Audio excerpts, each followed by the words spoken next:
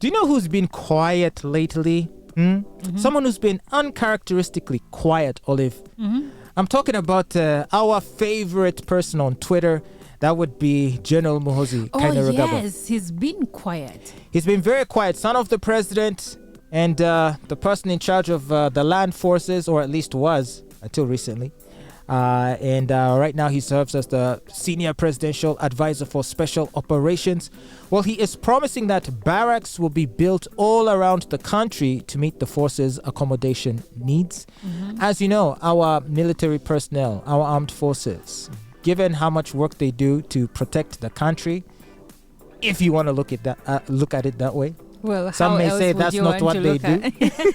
Well, we saw military police now apparently giving aid to traffic police. Did you see that? No. We are going to have military police guys also working as traffic police officers. Apparently, they're giving aid or assistance to the current traffic police that we have. In what kind of aid?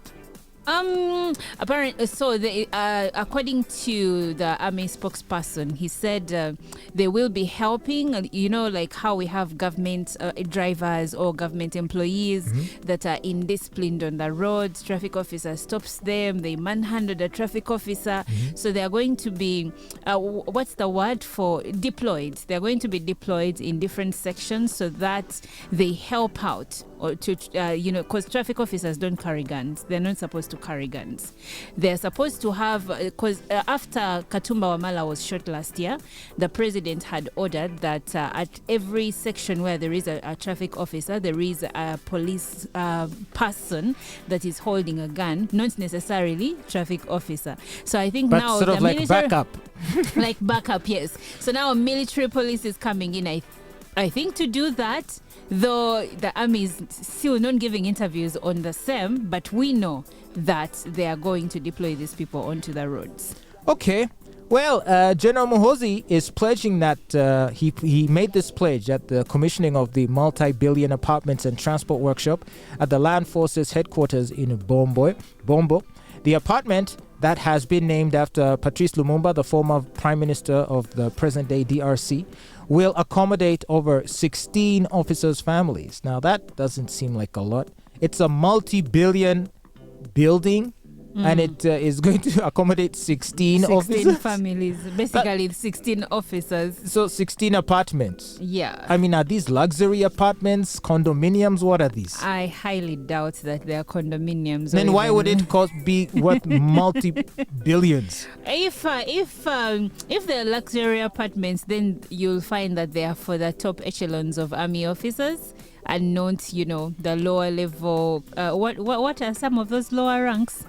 Sergeant, corporal, private, those ones. Then if those ones are still gonna sleep in tents, probably. Tents and unipods.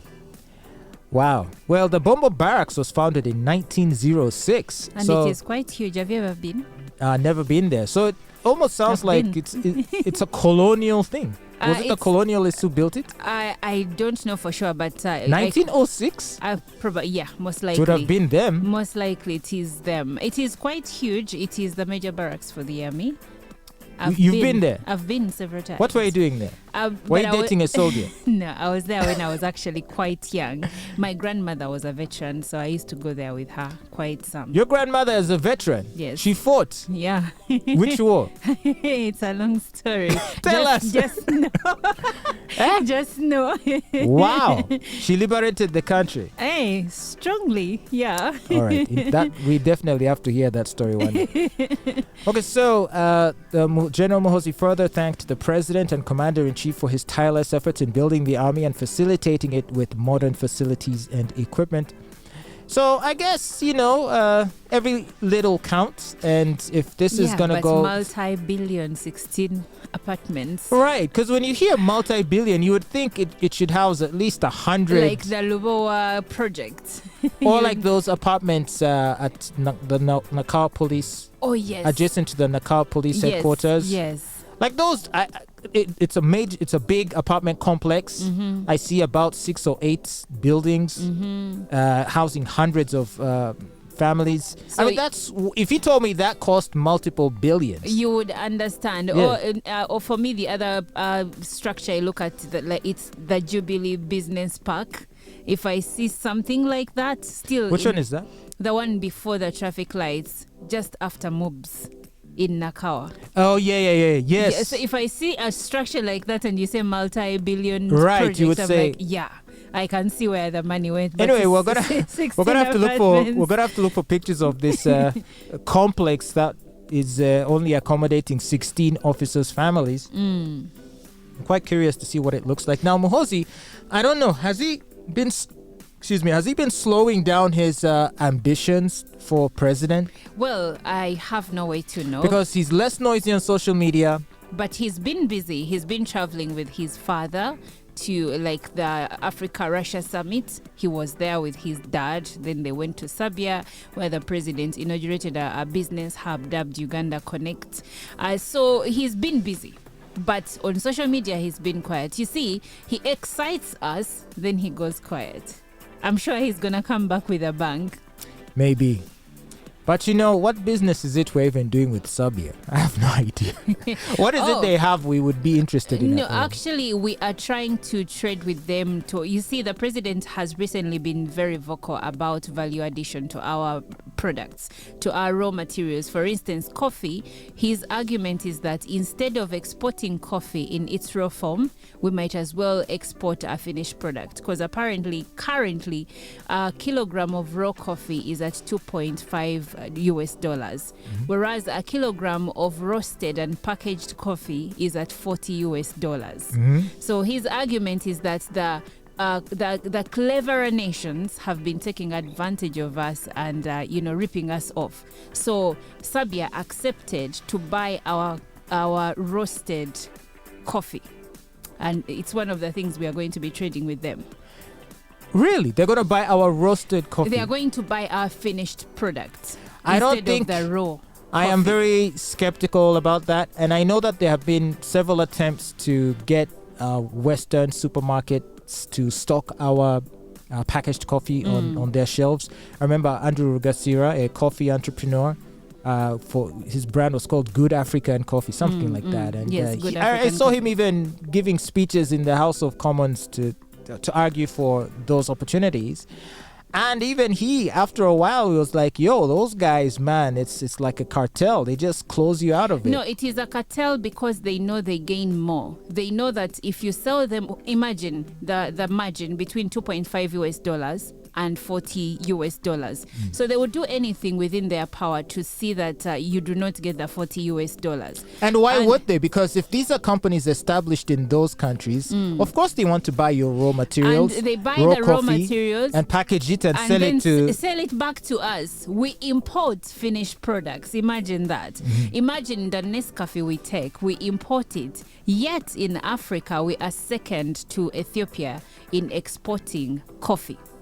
But we also have I see a lot of Ugandan coffee in our supermarkets now. But Ugandans do not consume as much coffee and this as Nescafe, they should. Ironically, this Nescafe, doesn't it all come from Kenya? It comes from Kenya, and Kenya doesn't export as much and coffee Kenya doesn't want our milk. As we do. So as we speak right now, there is a directive not to export raw materials, starting from timber and now coffee. And of course, there is also the need for Ugandans to learn the benefits of coffee away from drinking it. Did you know that you can actually get a coffee scrub to exfoliate your body? You see, most people know. I sure you'd want to do that and you end up smelling like coffee. And that smell is so good. The aroma. I've tried a coffee scrub. It's really nice. You should buy it for Mommy Sohana. What does it do? You exfoliate your body, what people call scrubbing.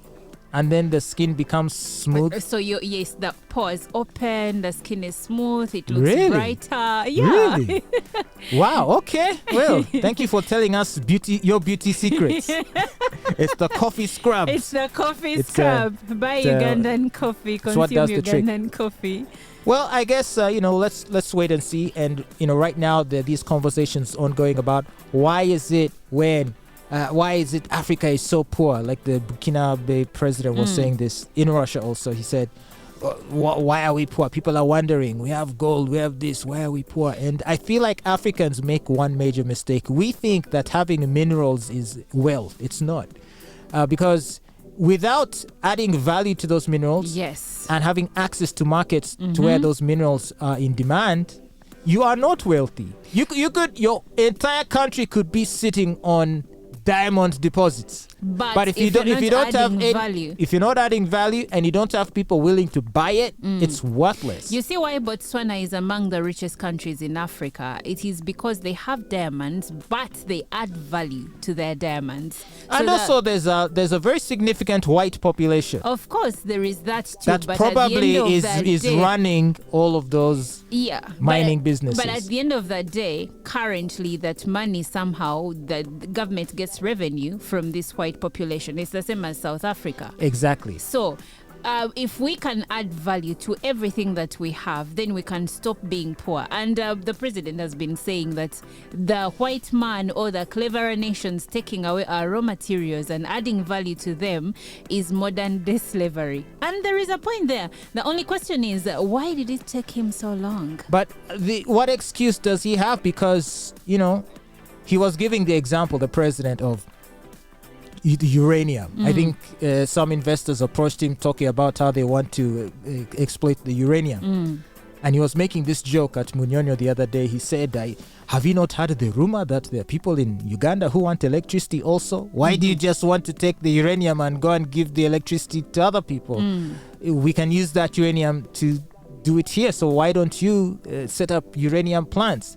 And when I heard that, I'm like, you see, that is Africa's problem. Why is he waiting for others to do those investments instead of facilitating Ugandan entrepreneurs, Ugandan business people, Ugandan technical people, and give them the tools and possibly resources necessary to create that infrastructure and industry here, so that we ourselves can take advantage of these raw materials? Because you can't complain if people come to you and say, we want to buy raw materials. It's what they want. But you have had the raw materials, and you have been sitting on it for 100 years, done nothing with it. Then you're complaining that it's slavery. Makes no sense. It does make no sense, really. But anyway, it's a step in the right direction, and probably because the president is really aged, some of these things will not be realized when he's here. So he better hurry up, man. And I worry and what? But he has started the journey, so probably whenever the time comes and we have other leaders, they might take up whatever he has started. The most important thing is starting, right? So do you think Mohosi is going to be the next leader? I don't know. He's currently being groomed for the role. He's going on all these trips and attending summits with his dad. Being a statesman and all that. Yeah, so if he became president, I wouldn't be surprised, because the writing is on the wall. I don't even know why some Ugandans are in doubt. But Mohosi has really lost his mojo. You would think right now especially he'd be blasting the World Bank every day on Twitter. But you see, that's not... One time we were criticizing him for blasting other nations, and now he's doing the right thing. He's quiet. Yeah, it's boring. But you see, this as a statesman, those are petty fights. He should not be fighting with chicken on Twitter. You're calling the World Bank chicken? No, I'm just saying those are chicken fights. If you start blasting, because... Let's face it, we have a lot to lose as a country if the World Bank doesn't reconsider to give us loans again. So this is no time to start playing chicken games of blasting them on Twitter. You are at a loss. And the president said that they are still in talks with the World Bank. So this is where I actually applaud Mohoz and be like, oh, for once. So let him not antagonize them while talks are still underway. Talks are still underway, so you do not want to rock that boat.